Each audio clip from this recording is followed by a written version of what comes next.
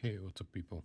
So, might be a little bit dusty here, but anyhow, I haven't made a video in a while.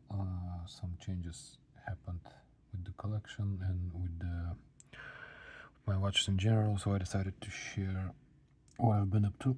And I'll clean this up here and tell you what's going on. And also, I would like to express some of my disappointment. But let's not get ahead of ourselves. So, well, I decided to sell a few watches that I was not wearing. Not much because I don't want to, but at this point, my child is getting a little bit bigger and he's pushing things, pulling things, and stuff like that. So I decided I need to have a watch with a screw-down crown. I do have the Seiko Turtle, which is of course that, but it's super big and bulky, and it's basically not an everyday watch for me. I really like it and love it, and it's of course still with me. But yeah, so I sold my red Seiko, aka Helmet or SRP A87. I sold my my Casio Oceanos and a little old school Seiko 5 with a white dial that I had. Those three got sold.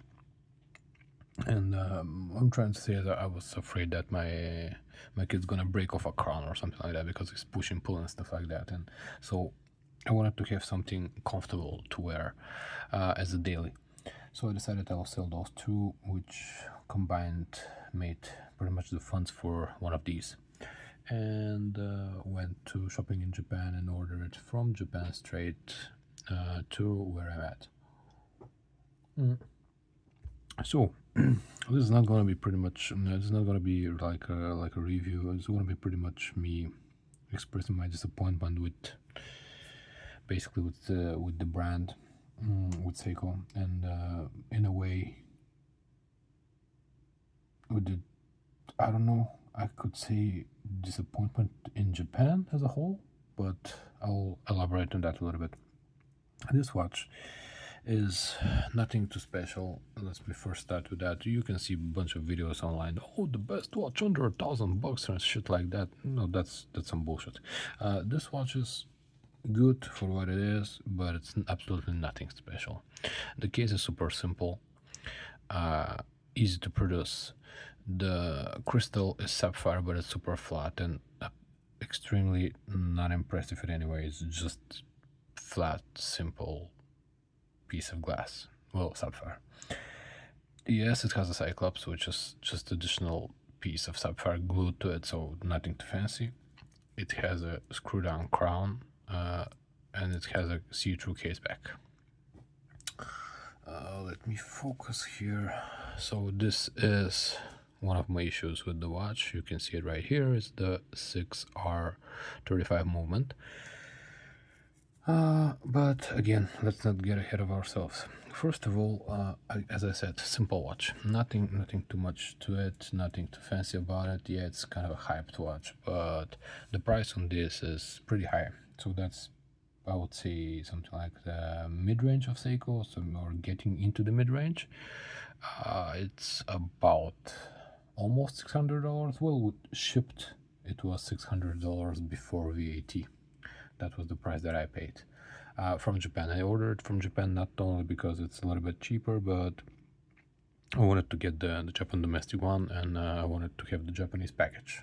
I don't know if that seems, I don't know, that seems valuable to you, but to me it was interesting, and I wanted to do that, so I did that. So far, so good. The watch is comfortable. Of course, I have it on a bracelet. This bracelet is from Uncle Straps, or as many of the old school guys know him as Uncle Seiko. The bracelet is good. It's president style bracelet. He calls it Lincoln. I got the milled clasp.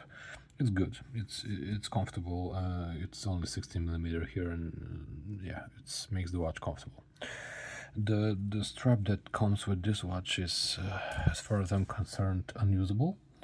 I don't like straps in general, but this particular one is super hard and tough, and it seems like I don't know, like something super cheap. And yeah, I wouldn't advise anyone to use it on that strap. So basically for those $600 shipped, you get just the watch.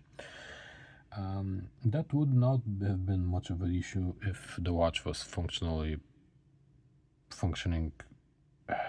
good, but it isn't really functioning good. I mean, it's functioning okay, but I would say that with my experience with Seikos, I have owned multiple watches with 4R35 and 4R36 movements, and of course micro brands and one Invicta with Seiko Instruments NH35, and all of those were far superior than this one. This one, when worn, tries to go fast, bit around 20 seconds a day. If not worn, if you sit it down in a box, depending on the place, if you put it a little bit like that with the 12 up, it will slow down a little bit, so you can compensate if you don't wear it while you sleep. But even in that case, in my experience, it runs about plus 20. So if you're somebody who wears this thing all day and all night, I mean, sleep with the watch, you can be way off. Even the specifications, which are, I think, are plus 25 minus 15 or plus 20 minus 15, something like that. So this is the first disappointment. It's not working great, and it's also not consistent, because some days it goes like 20 seconds fast, some days it's like 5 seconds fast. I don't know what's going on here. It's super weird.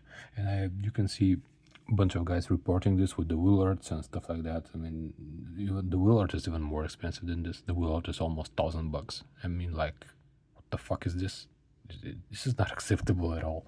I mean, their cheaper movement is far better. As far as I'm concerned, this is, yes, it says that this movement it has some decoration. They say, you can read online, it has better components. That may be true, but I don't think that it's functioning superiorly. It's functioning worse. Other than that, this particular watch, the crown doesn't screw down smoothly at all. It's kind of hard to start to even catch the thread. What else? If you look super closely, I'm not sure I can show this on camera, and especially when the minute hand is exactly there, but the logo, the Seiko logo, is a little bit pressed on the E, and it's slightly bent. Super slightly. You gotta really look into it, but you can see it. And of course the inner bezel is super misaligned, but I guess that's how they work. You can see it's just ridiculous. What I'm trying to say, what I'm getting at is, I'm not gonna sell the watch, and I'm not here to bash the brand or something like that, but what we come to expect from Japanese manufacturers, especially things that are made in Japan, and for example, this particular watch, which is for the Japan domestic market, this is the watch that was supposed to go in the Japanese market for the Japanese people to consume. This is a Japanese product for the Japanese market. This is the SBDC091. It's not the SBB121, which is the international model. Pretty much the same watches, but anyhow, just the packaging is different. At this point, we are expecting, not at this point, let me rephrase that. Up until this point, we were expecting something coming from Japan to be really good quality, and especially things made for their market to be superior in a way, and just to be quality products.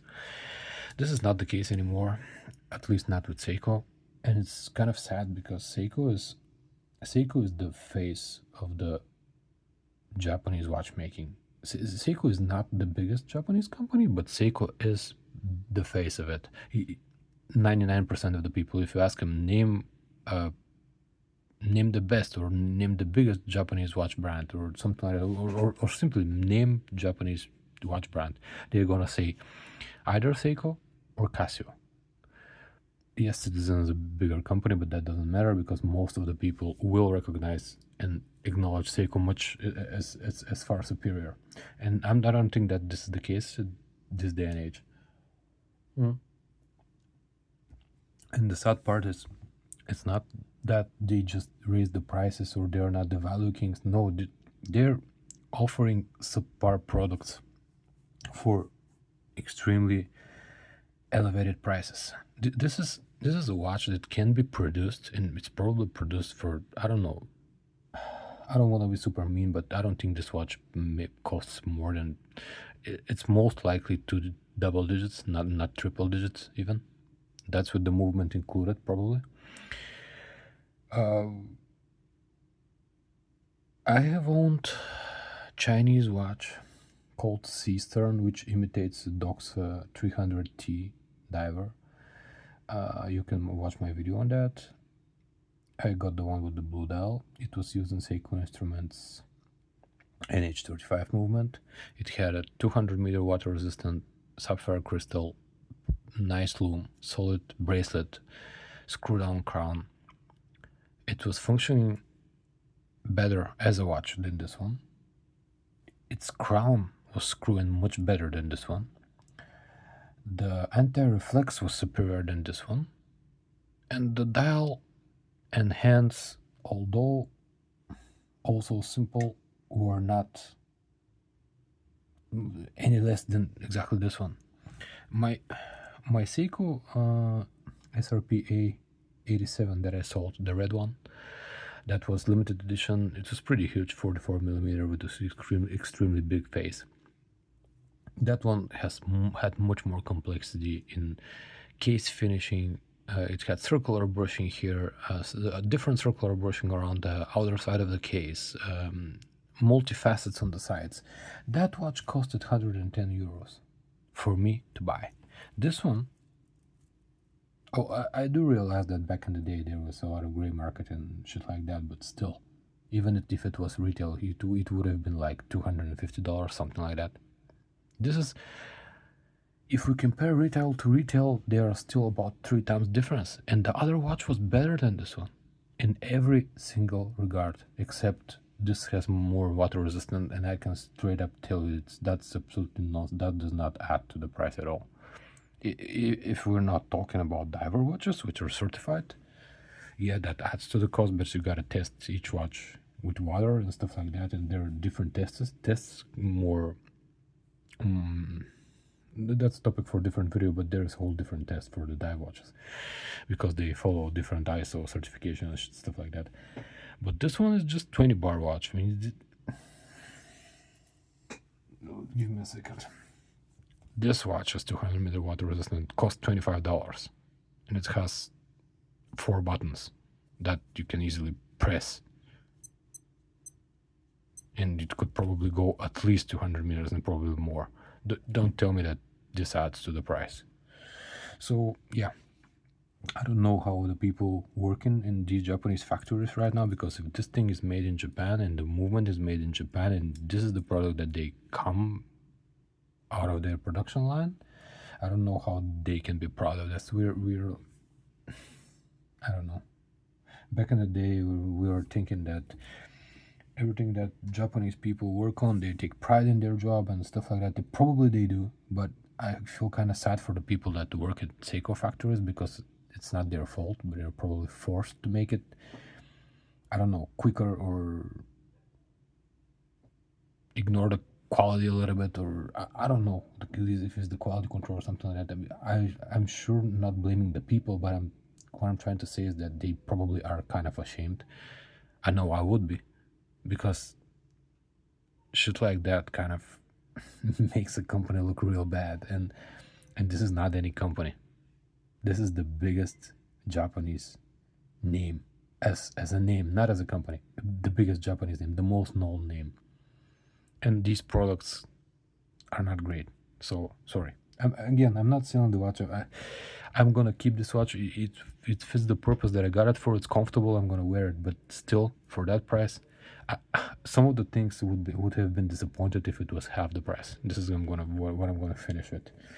So if you're thinking about buying an Alpinist, just don't. If you're thinking of buying any of their watches with 6-hour 35 movement, be prepared to probably pay full service on your brand new watch in order for it to work properly.